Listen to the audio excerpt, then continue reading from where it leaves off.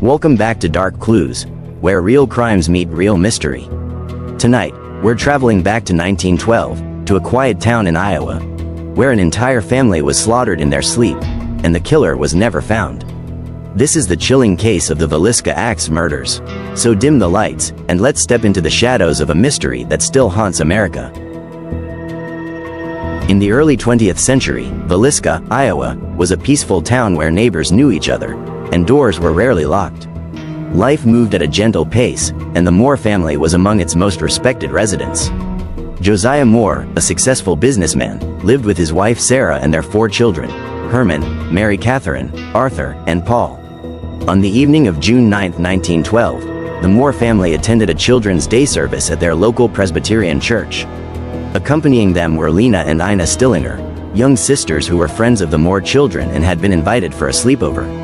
The next morning, June 10th, neighbor Mary Peckham noticed the Moore household was unusually quiet.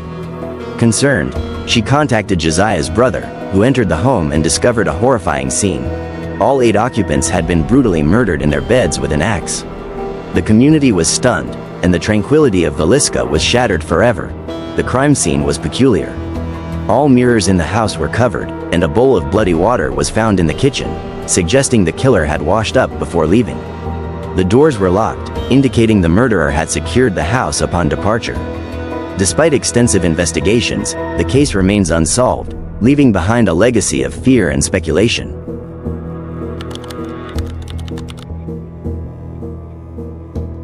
The weapon used was a household axe belonging to Josiah Moore himself. Found at the crime scene, it had been wiped down, though blood and hair remained on its blade. Each victim had been struck multiple times, some beyond recognition. The killer had used the blunt side of the axe, possibly to avoid getting the blade stuck in bone. But what truly disturbed investigators was the deliberate nature of the scene, how methodical it all seemed. Every victim had been covered with bedclothes or items of clothing, and a piece of raw bacon was left by the axe, wrapped in cloth. What could that mean? The investigation began swiftly, with authorities interviewing neighbors, tracking recent visitors, and even calling in out-of-town detectives. Suspicion immediately fell on a traveling preacher named Reverend George Kelly.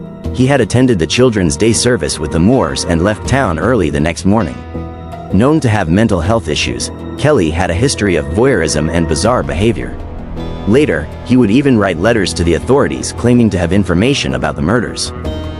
In 1917, Kelly confessed to the murders, but the confession was contradictory and likely coerced. At his trial, the jury couldn't agree on a verdict. A second trial found him not guilty.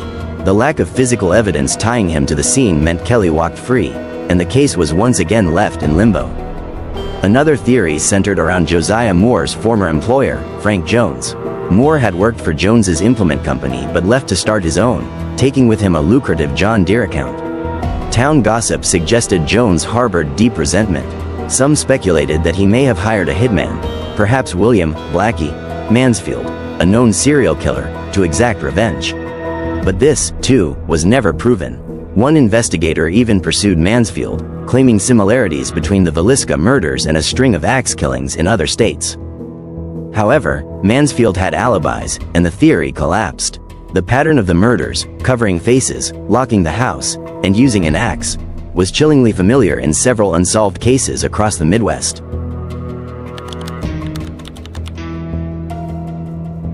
As the years passed, the Villisca Axe murders transformed from a shocking tragedy into a haunting legend.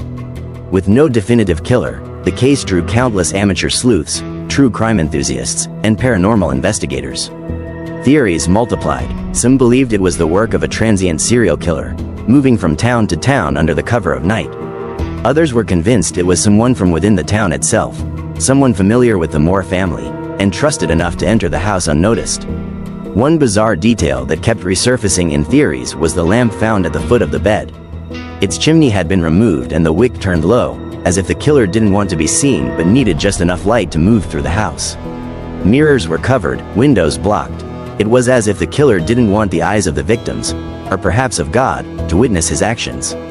Investigators at the time were frustrated not only by the lack of witnesses, but also by the contamination of the crime scene. News of the murders spread quickly, and before the house could be properly secured, curious townspeople entered. Some touched the bodies, moved items, even stole souvenirs. Key evidence may have been lost that very day. As for the house itself, it stood silent for decades, holding on to its secrets. But over time, strange stories began to surface. New owners reported disembodied voices, footsteps in empty rooms, children's laughter echoing through the hallways. Paranormal investigators claimed the house was one of the most haunted in America. Ghost hunting shows featured it, and skeptics left with goosebumps. But despite the sensationalism, the heart of this story remains devastatingly human. A family brutally murdered in their sleep. No amount of theories, no number of ghost stories, can change the fact that 8 lives were stolen, and justice was never served. In the end, the Villisca axe murders remain one of the darkest unsolved crimes in American history. A century has passed, but the questions linger. Who would do this? Why? And how did they vanish without a trace? The answers may be buried forever, but the legacy of Villisca endures, whispering through the floorboards of a house that remembers everything. If this story sent chills down your spine, don't forget to like, subscribe, and turn on the bell icon, so you never miss the next deep dive into the unknown. Have your own theory about what happened that night in Villisca? We'd love to hear it in the comments. Until next time, stay curious, stay safe, and keep questioning what hides in the dark.